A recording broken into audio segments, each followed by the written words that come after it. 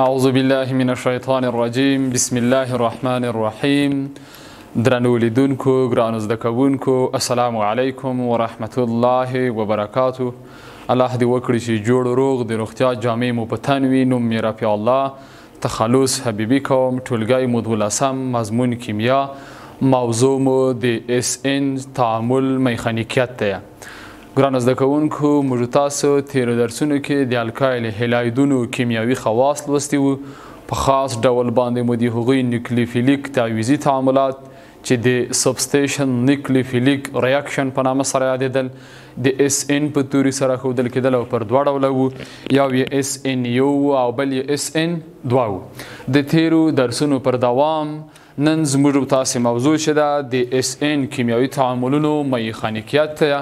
د دغه کیمیاوي تعامل میخانیکیت څخه مو موخه د الکایل هلایدونو تعویضي تعاملاتو ترسره کېدل چې څه ډول کولی شي الکایل هلایدونه د کومو مرکبونو سره په کومو شرایطو کې کیمیاوي تعاملات ترسره کړي.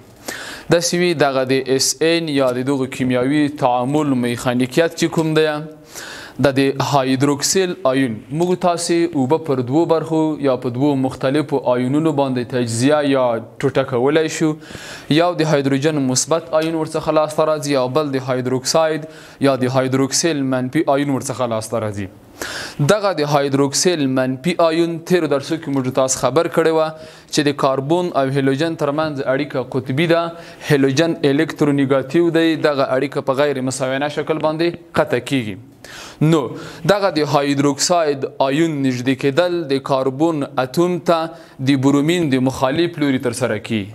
لکه په دغو کمپلیکس کې تاسو وګورئ، ګورئ دلته کاربون ته د هایدروکساید آیون د برومین د مخالف لوري څخه نږدې شوی دی. دغه د برومین تعویض کېدل په عین وخت کې صورت نیسي او په یو انتقالي کمپلیکس، په یو انتقالي مرکب باندې تبدیلیږي. وروسته د هیلوجن په جدا کولو سره دا تبدیلیږي په میتایل الکولو باندې. د دغه کیمیاوي تعامل میخانیکیت تاسو ته زه تختې په مخ باندې لیکم، نو متوجه شئ چې دغه عملیه موږ تاسې د تختې په مخ باندې اجرا کړو. ګرانو زده کوونکو، که چیرې موږ تاسې اوبه راواخلو H2O، دغه اوبه که چیرې موږ تاسو دې ته تودوخه ورکړو، دا ټوټه کېږي په دوو مختلفو آیونونو، یو H مثبت هایدروجن مثبت آیون، بل هایدروکساید یا د هایدروکسیل منفي آیونونو باندې ټوټه کېږي. که چیرې موږ تاسې CH3 رابطه Br الکایل هلاید یا میتایل بروماید را واخلو، غواړو دغه هیلوجن د هایدروکسیل ګروپ په واسطه باندې تعویض کړو، تعویضي تعامل ترسره کړي. کاربون خپل الکترون هیلوجن ته ورکوي، هیلوجن قسما منفي چارج اختیاروي، کاربون قسما مثبت چارج اختیاروي. کله چې دغه کاربون قسما مثبت چارج اختیار کړو، هغلته د هایدروکسیل کوم آیون چې دی هغې منفي چارج غوره کړی دی. دغه منفي چارج د دغه مثبت چارج سره یوه اړیکه تشکیلوي. په دې ډول سره جمع OH منفي آیون. کله چې دغه OH منفي آیون د دې سره یو ځای کو، نو په لومړي پړاو کې یو منځنی حالت منځته راوړي. دغه د هایدروکسیل کوم منفي آیون چې دی دا په عین وخت کې د برومین د مخالف لوري سره د کاربون په اتوم باندې وصلیږي په دې شکل سره چې هایدروکسیل منفي آیون اړیکه کاربون CH3 رابطه Br په دې شکل سره یو منځنی حالت رامنځته کیږي. دغه منځني حالت هم موږ تاسې پای کمپلیکس ورته ویو. څه ورته ویو؟ پای کمپلیکس. موږ تاسو کولی شو دغه اړیکه د دغو الکترونونو په شکل سره هم وښوي، لکه د لیویس په جوړښت کې چې موږ تاسو کومه خبره کړې وه، په دې شکل سره هم ښودلی شو.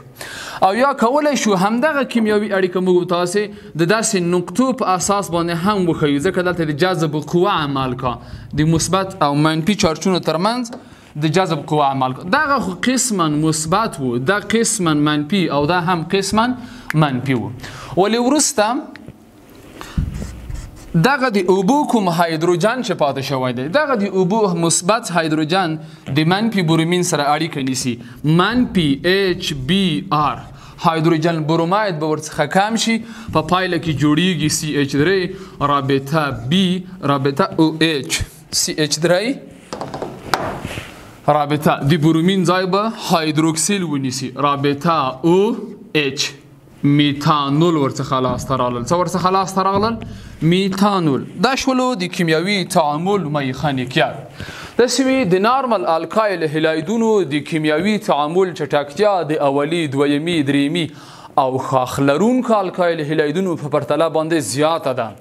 لکه څرنګه چې موږ تاسو په فزیکي خواصو کې لوستي وو چې د نارمل الکانونو د نارمل الکایل هلایدونو شیدو ویل کېدو کنګل کېدو ټکي نظر ښاخ لرونکو الکایل هلایدونو ته زیاته ده. په همدې اساس باندې هغه الکایل هلایدونه چې مستقیم زنجیر ولري د هغې د تعویضي تعامل چټکتیا نظر ښاخ لرونکو ته نظر اولی نظر دویمي او دریمي الکایل هلایدونو ته زیاته ده. متوجه شئ. ګورئ دلته موږ تاسو یو الکایل هلاید لیکلی په نامه د میتایل هلاید اولی الکایل هلایدي د دوی د کیمیاوي تعامل چټکتیا چې کومه ده تعویضي تعامل نظر ایتایل هلایدو ته په چټکۍ باندې ترسره کیږي. همداسې د ایتایل هلایدو چټکتیا چې د نظر دویمي ته او نظر دریمي ته په همدې ترتیب سره د دوی د کیمیاوي تعاملونو چټکتیا زیاتیږي. دا شولو ګرانو زده کوونکو د کیمیاوي تعامل میخانیکیات. رڅو اوس زموږ تاسو بل کوم موضوع چې دا د الکایل هلایدونو تعویضي تعاملونه دي. الکایل هلایدونه کوم تعویضي تعاملونه تر سره کولای شي؟ اول داسې وي الکایل هلایدونه چې دي له امونیا سره تعامل کا که چیرې الکایل هلایدونه له امونیا سره تعامل وکړي پر پایله کې اولی امینونه او هایدروجن هلایدونه ورڅخه لاسته راځي. د همدغه تعویضي تعامل لپاره تاسو متوجه شئ تختې ته چې دغه تعامل زه تاسو ته تختې په مخ باندې اجرا کوم. نو ګرانو زده کوونکو متوجه شئ چې د الکایل هلایدونو تعویضي تعامل له امونیا سره څه ډول باندې صورت نیسي. ګورئ که چیرې R رابطه X الکایل هلاید راواخلو جمع د دې سره امونیا یو ځای کو. امونیا موږ تاسو په دې شکل سره هم لیکلی شو چې H رابطه NH2 د تاسو د پوهاوي په خاطر ما په دې شکل ولیکه. ولې داسې هم لیکلی شو چې یا ولیکو NH3 په دې ډول سره. دغه هایدروجن چې کوم دی هایدروجن خپل الکترون نایتروجن ته ورکوي. دا ساحه منفي چارج غوره کوي.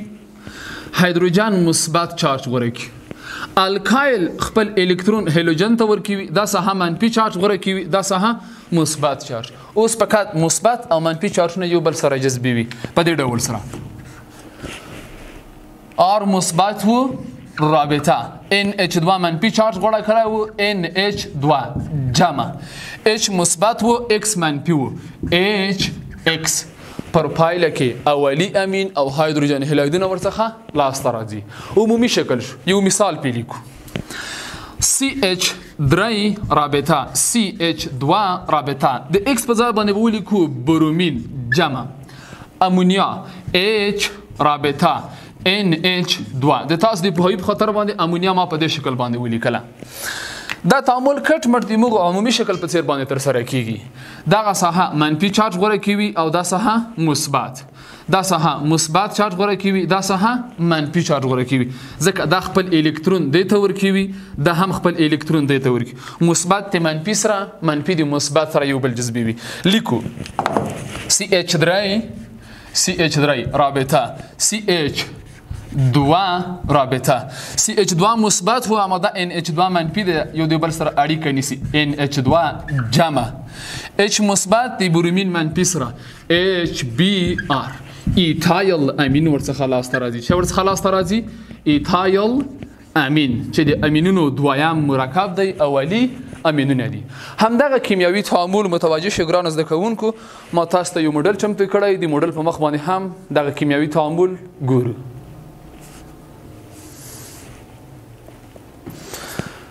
ګرانو زده کوونکو الکایل هلاید CH3X میتایل هلاید دی. د امونیا سره تعامل کا NH3 سره NH3 تعویضي تعامل ورسره تر سره کیږي.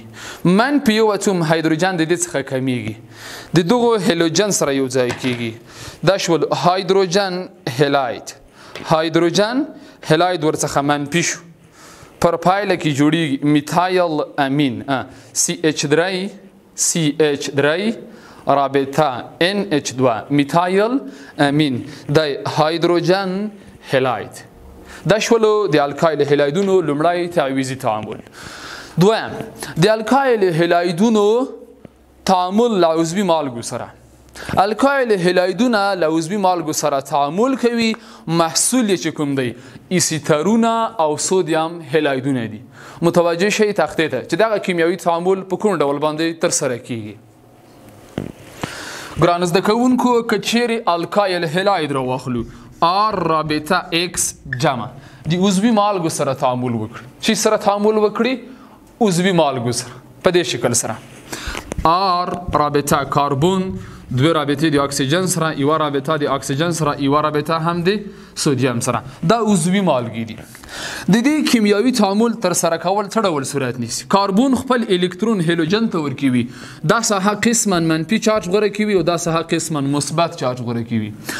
دغه اکسیجن چې کوم دی خپل الکترون سودیم، دا سودیم چې کوم دی خپل الکترون اکسیجن ته ورکوي، ځکه اکسیجن سودیم د اول اصلي ګروپ عنصر دی، اکسیجن د شپږم اصلي ګروپ عنصر دی. سودیم قسما مثبت چارج غوره کوي، اکسیجن قسما منفي چارج غوره کوي. اوس دغه مثبت د دغه منفي سره، دا مثبت د دې منفي سره اړیکه نیسي. په دې ډول سره لیکو چې R مثبت و R رابطه کاربن دوه رابطه د اکسیجن سره، رابطه د اکسیجن سره رابطه R دا شول ایسیتار ورڅخه لاسته راغلل جمع. سودیم مثبت د دغه منفي هلاید سره اړیکه نیسي NaX سودیم هلاید ورڅخه لاسته راغلل. دا یو عمومي شکل شو. د همدغه عمومي شکل اړوند زه تاسو ته یو مثال لیکم متوجه شئ ګرانو زده کوونکو. که چیرې د R په ځای باندې موږ تاسو ولیکو CH3 رابطه CH2 رابطه، د X په ځای باندې به ولیکو برومین جمع CH3 رابطه کاربن دوه رابطه د اکسیجن سره، رابطه د اکسیجن سره رابطه Na سودیم اسیتیت مالګه مور سره یو ځای که د ایتایل بروماید سره. د دوه کیمیاوي تعامل هم په موږ شکل باندې ترسره کیږي. کاربن خپل الکترون هیلوجن ته ورکوي، هیلوجن قسما منفي چارج غوره کوي، کاربن قسما مثبت چارج غوره کوي. سودیم خپل الکترون اکسیجن ته ورکوي، سودیم قسما مثبت چارج غوره کوي، اکسیجن قسما منفي چارج غوره کوي. مثبت او منفي چارجونه یو بل سره جذبوي. په دې ډول سره لیکو چې CH3 رابطه کاربن دوه رابطه د اکسیجن سره، رابطه اکسیجن CH2 رابطه CH3 جمع سودیم مثبت و برومین منفی و سودیم بروماید.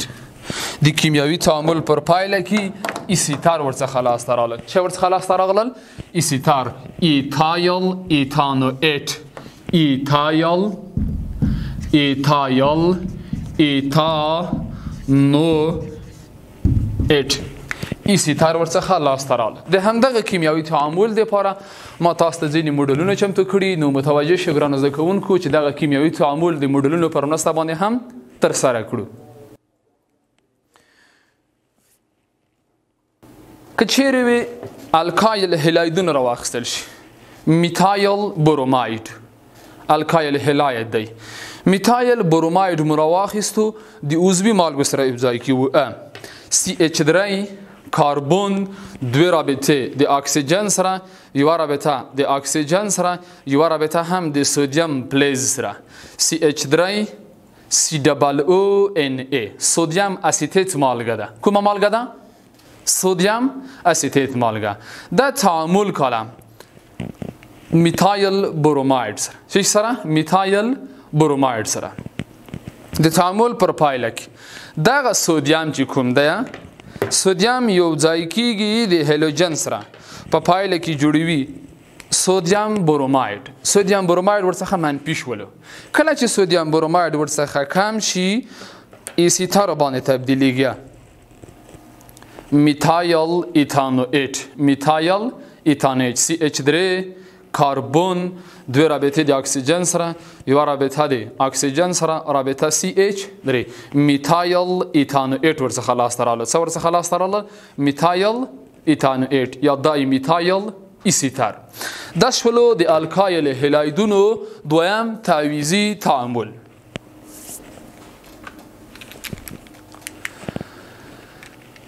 دریم د الکایل هلایدونو تعویضي تعامل چې کوم دی داسې وي د الکایل هلایدونو هایدرو هلوجنیشن دی. د الکایل هلایدونو هایدرو هلوجنیشن داسې وي که چیرې الکایل هایدرو هلوجنیشن شي یعنی هایدروجن او هلوجن ورڅخه کم شي پر پایله کې الکینونه ورڅخه لاسته راځي. د همدغه کیمیاوي تعامل د ترسره کولو لپاره متوجه شئ تختې ته. د الکایل هلایدونو ډیهایدرو هلوجنیشن که چیرې الکایل هلایدونه راواخلو CH3 رابطه CH2 رابطه BR ایتایل بروماید ایتایل بروماید منفی هایدرو هلوجنیشن شي. هایدرو هلوجنیشن معنا هایدروجن او هلوجن دواړه ورڅخه کم شي. ډي هایدرو هلوجنیشن ډي هایدرو هلوجنیشن هایدروجن او هلوجن دواړه کم شي پر پایله کې یو هایدروجن د دې ځای نه کم شو یا برومین د دې ځای نه کم شو یو ګونې اشتراکي اړیکه په دوه ګونې اشتراکي اړیکه تبدیلیږي. CH2 دوه ګونې اشتراکي اړیکه CH2 ایتلین ورڅخه لاسته راځي. څه ورڅخه لاسته راځي؟ ایتلین. متوجه شئ د همدغه کیمیاوي تعامل لپاره موډلونو ته. موږ دا یو الکایل هلاید راخستی ایتایل بروماید CH3 CH2 BR ایتایل بروماید لکه حالت مو تختې په مخ چې ولیکلو. د دې څخه یو اتوم برومین او یو اتوم هایدروجن کمی و یعنی ډي هایدرو هلوجنیشن شو.